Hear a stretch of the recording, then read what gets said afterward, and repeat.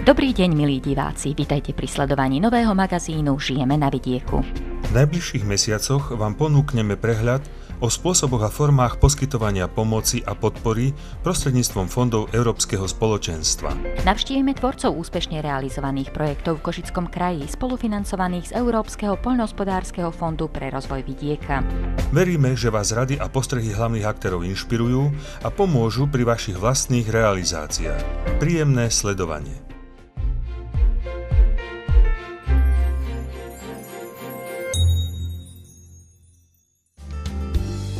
V dnešnej časti magazínu uvidíte. Centrom cestovného ruchu Zemplínskej Šíravy je už niekoľko rokov obec Kaluža. Pozrieme sa, čím táto obec naozaj vyniká a prinesieme aj horúce informácie o jednom z najambicioznejších projektov v regióne. Ponúkneme vám dôležité aktuality z informačného servisu Národnej siete rozvoja vidieka, vrátane pozvánky na zaujímavý workshop.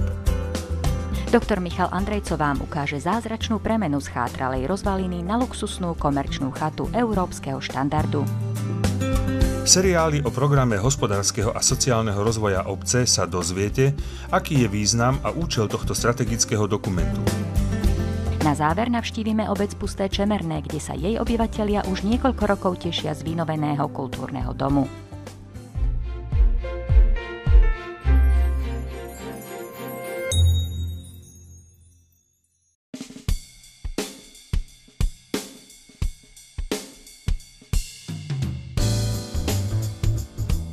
Centrom cestovného ruchu Zemplínskej Šíravy je už niekoľko rokov obec Kaluža. V spojení s rekreačným strediskom Kamenec je ideálnou voľbou pre návštevníkov hľadajúcich zábavu, oddych, ale i nočný život. Čulý stavebný ruch je pre Kalužu charakteristický najmä v poslednej dekáde. V katastri obce pribudol rekreačný bazén, viacúčelové ihrisko a informačné centrum. Rekonštruoval sa aj vodovod, verejné osvetlenie a káblová televízia. V rámci programu rozvoja vidieka obec v roku 2011 realizovala projekt s názvom Rekonštrukcia miestnych komunikácií v obci Kaluža. V rámci tohto projektu sme realizovali časť cesty na úseku 365 metrov miestnych komunikácií, čiže sa urobili cesty, urobili sa chodníky, časť chodníkov. Samotnej realizácii predchádzali dlhé mesiace príprav. Vzhľadom na dlhoročné skúsenosti však administratívna príprava projektu nebola žiadnou prekážkou. Vysporiadali sme pozemky, sme museli spustu pozemkov pod cestami vykúpiť od ľudí, ktoré proste boli k jednotlivým domom akože pričlenené.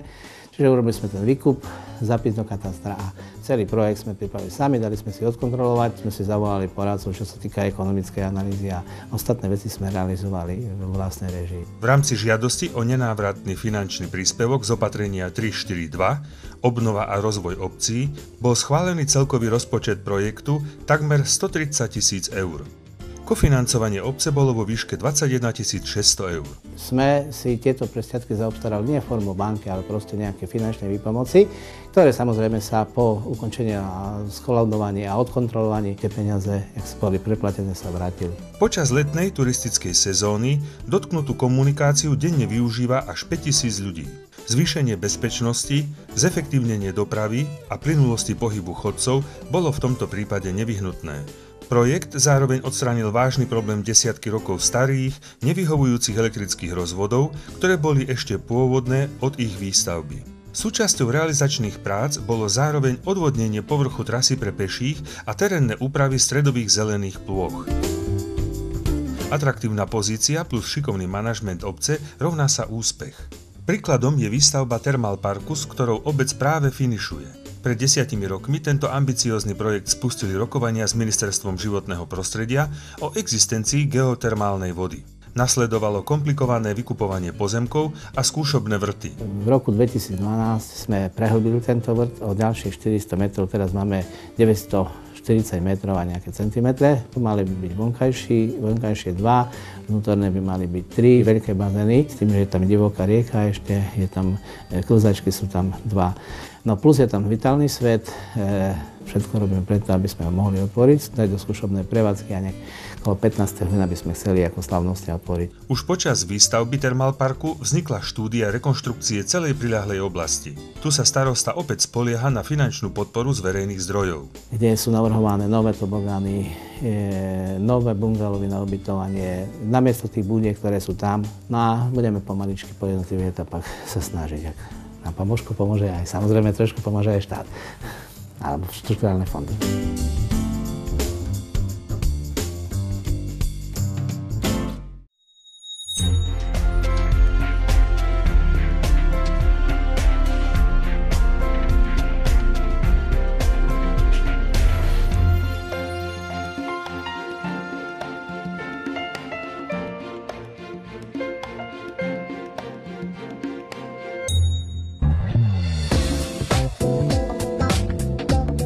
V tejto časti magazínu vám budeme pravidelne prinášať výber dôležitých oznamov, zmien či aktualizácií poľnohospodárskej platobnej agentúry. Zároveň tu nájdete aj pozvánky na workshopy a semináre či konferencie organizované Národnou sieťou rozvoja vidieka Slovenskej republiky. PPA upozorňuje príjemcov podpory z programu rozvoja vidieka na aktualizáciu výzvy pre opatrenie 2.1, obnova potenciálu lesného hospodárstva a zavedenie preventívnych opatrení. Táto aktualizácia sa týka predĺženia termínu prijímania žiadostí o poskytnutie nenávratného finančného príspevku do 30. apríla 2014. Možných záujemcov pozývame na peer-to-peer workshop Sieťovanie a inovácie v rokoch 2014 až 2020. Táto aktivita sa uskutoční v dňoch 18. a 19. marca. Bližšie informácie, ako i prihlášku na workshop, nájdete na stránkach nsrv.sk alebo apa.sk.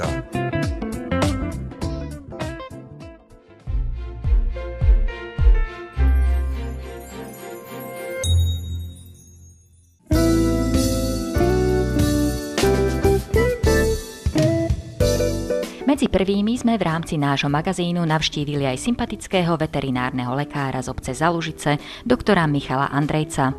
Ten realizáciu svojho v poradí prvého projektu s podporou Európskeho spoločenstva ukončil len minulý rok. Projekt mal názov Vidiecký cestovný ruch Michal Andrejco. Mal som k dispozícii objekt, ktorý bol doslova v dezolátnom stave, čo môžeme vidieť aj na ostatných dosiaľ neopravených chatách, ktoré sú na okolí. A vlastne som cestou internetu alebo nejakých známych dostal tip na možnosť nejakej finančnej podpory z Fondu rozvoja poľnohospodárstva a vidieka. Administratívnu prípravu projektu pre jeho časovú a obsahovú náročnosť vložil do rúk skúseným profesionálom. Celé to trvalo nejaké 2-3 roky, doslova tá predpríprava aj projektant inžinierskej prípravy a v podstate časovo by som to isto nezvládal.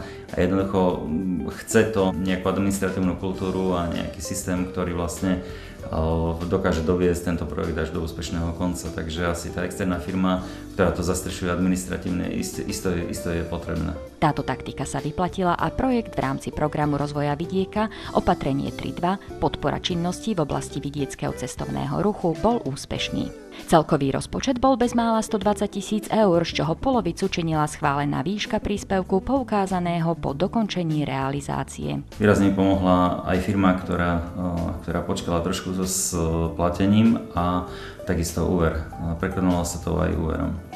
No a samozrejme o nejaký čas vlastné zdroje. Keďže sa aj v tomto prípade potvrdilo, že je lepšie stavať nové ako rekonštruovať staré, bolo čo robiť, aby rozpočet pokryl všetky náklady. To bola realizácia vlastne pôvodného objektu a tam vlastne neviete, čo vás prekvapí na stavbe. Odkryla sa časť, zistilo sa, že panel je surovo prerezaný v časti kozuba, ten sa musel spevňovať úplne ako výstup železna sa dávať, Vlastne sa nevedelo, kade prechádza hlavná elektrika, hlavné vedenie a tieto veci doslova sa hľadali za pochodu. Aj napriek problémom stavbu úspešne dokončili. Výsledok kvalitne realizovaných prác a precízneho výberu materiálov nakoniec prekvapil aj samotného stavebníka. Som príjemne prekvapený vlastne aj tým, že sa použili na oknách trojskla, podlahové vykurovanie, dokonalá izolácia, nové materiály.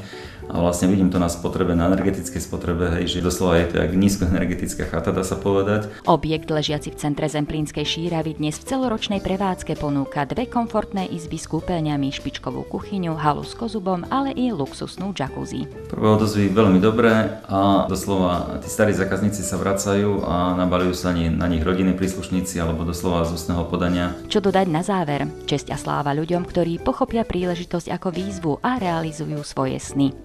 Ako ešte v našom magazíne uvidíte, program rozvoja vidieka ponúka mnoho ďalších reálnych možností, ako skvalitniť a skrášliť život v našom regióne. Je to výrazná pomoc a výrazný stimul pri týchto stavbách a hnutí toho stavebníka a výrazne mu pomôže v realizácii takých solidnejších projektov, že neponúkať ubytovanie iba v nejakej unibobunke so základným doslova bez sociálneho vybavenia, jednoducho, aby to už bolo trošku na úrovni, tak ako to má byť vo vyspelých štátoch doslova Európy.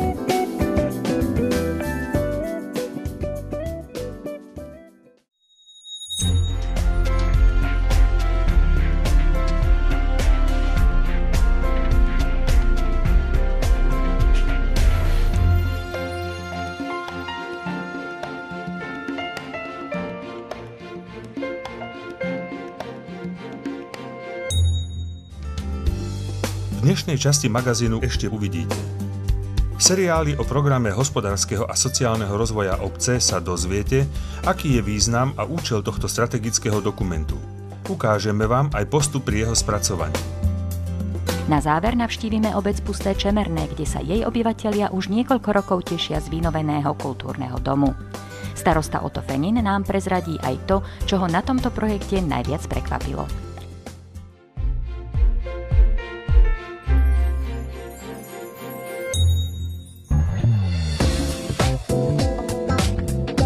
Zástupcom miestnych samospráv, najmä menších obcí, v nasledujúcich častiach nášho magazínu ponúkneme možnosť zorientovať sa v problematike tvorby programov hospodárskeho a sociálneho rozvoja.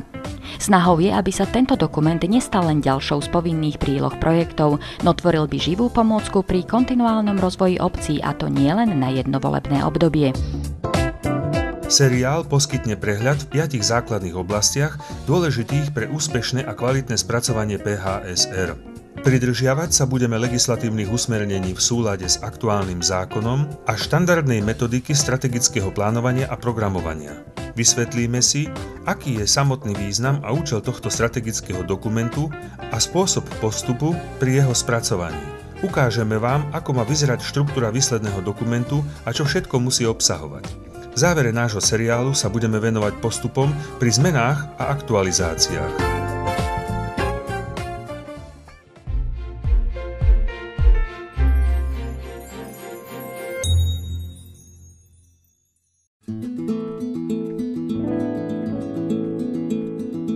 Pri našom putovaní sme zavítali aj do útulnej obce Pusté Čemerné, ležiacej v Laboreckom výbežku východoslovenskej nížiny. Jej názov korení v slove čemerica, teda liečivá bylina známa ako Kristova ruža kvitnúca na Vianoce. Revitalizácia obce je badateľná najmä v posledných rokoch, kedy došlo k rekonštrukcii verejného osvetlenia, priľahlých ciest či domu smútku. Obnovou nedávno prešiel aj obecný úrad v rámci projektu s názvom Rekonštrukcia obecného úradu v obci Pusté Čemerné. Sme boli radi, že vyšla výzva z programu rozvoja vidieka na rekonštrukčné práce kultúrneho domu v našej obci v priestoroch obecného úradu, lebo náš kultúrny dom bol už, dá sa povedať, v havarijnom stave. Obec sa na možné čerpanie prostriedkov z verejných zdrojov našťastie zodpovedne pripravila. Už v roku 2007 mala vysporiadané pozemky a potrebnú stavebnú dokumentáciu. I keď mnohé menšie projekty si v minulosti obec zastrešovala sama, na vypracovanie tohto projektu si po zvážení najala externý projektový manažment. Obec to prakticky robí možno raz za pár rokov a nemá také skúsenosti, a keď obec urobí nejakú chybu, môže ho stať veľmi veľké peniaze a to obec v takomto prípade nechce riskovať. Žiadosť o nenávratný finančný príspevok v rámci programu rozvoja vidieka 2007 až 2013 z opatrenia 341 základné služby pre vidiecké obyvateľstvo bola obci následne schválená. Celkový rozpočet projektu rátal so sumou 200 000 eur z DPH. Pri jeho financovaní pomohol úver. Spolu s úrokami a tým prefinancovaním 5% to obec približne stalo okolo tých 7-8 tisíc. Samotná realizácia prebehla v porovnaní s prípravou bleskovo. Behom 5 mesiacov boli v 2 etapách zrekonštruované inžinierske siete a vykurovanie. Prebehla výmena podlah a stropov, vrátanie ich zateplenia, renovovali sa steny, menili dvere. Radosť urobila najmä výmena okien a zateplenie budovy. Prakticky je tu akože teplejšie, bo vtedy bolo aj zima a kopec sme naplatili a teraz aj menej platíme a je tu teplejšie. Od ukončenia projektu prešlo pár rokov. S jeho výsledkami i realizačnou firmou je však obec spokojná aj s odstupom času. Lebo dôsledne každý jeden detail sa snažili urobiť tak, aby to bolo urobené čo najkvalitnejšie a zatiaľ nemáme nejaké sa nám neukazujú nedostatky. Miestni tvrdia, že sporadicky využívané priestory sa vďaka rekonštrukcii stali pre obec hlavným centrom kultúry. Pravidelné vystúpenia, veselice, plesy či oslavy jubilejí si dnes nevedia vynachváliť. Ja som spokojný, lebo je to nové, pekné, moderné a krásne. Pamätám si veľmi dobre, no bolo to dosť v zlom stave. No a sa to dalo do poriadku. Tak je to dobre, lebo obec na to nemá peniaze. No a keď niekto pomôže, tak dobre. Samotná obec by na takýto veľký projekt nemala finančné prostriedky. Musela by si zobrať veľmi veľký úver, ktorý by možno splácala 15 až 20 rokov. Aj keď detaily nového programového obdobia ešte nie sú známe, plány ďalšej revitalizácie obce sú jasné už dnes. Či už na realizovanie oddychovej zóny v našej obci, kde je prakticky navrhnutý všestranný športový areál, amfiteáter a detské ihrisko, aby tí naši občania mohli nielen využívať vnútorné priestory, ale aj vonkajšie priestory. Predpokladom úspešného čerpania financií z verejných zdrojov je podľa starostu včasná príprava stavebnej dokumentácie a vysporiadanie pozemkov ešte pred vyhlásením samotnej výzvy. Sú nevysporiadané školy, škôlky, obecné úrady, cintoriny, nič prakticky. Každá obec niečo má nevysporiadané. To je najdôležitejšia úloha a nájsť si projektovú agentúru, ktorá je kvalitná a kvalitne vypracuje projekt, ktorý má šancu, aby bol schválený.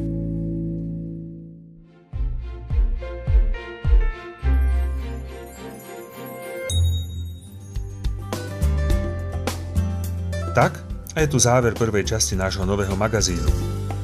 V najbližšom vydaní vám opäť predstavíme zopár inšpiratívnych projektov realizovaných z programu rozvoja vidieka Slovenskej republiky a ponúkneme aj ďalšiu časť zo seriálu o tvorbe PHSR obcí.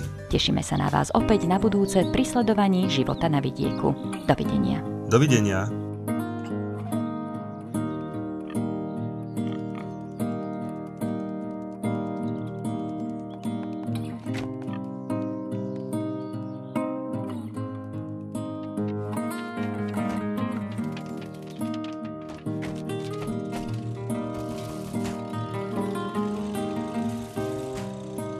I was just guessing at numbers and figures, pulling the puzzles apart.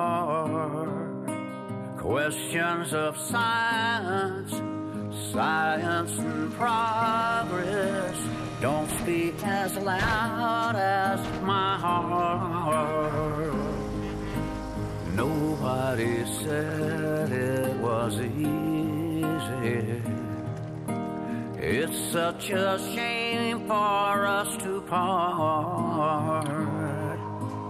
Nobody said it was easy. No one ever said it would be so hard. I'm going back to the start.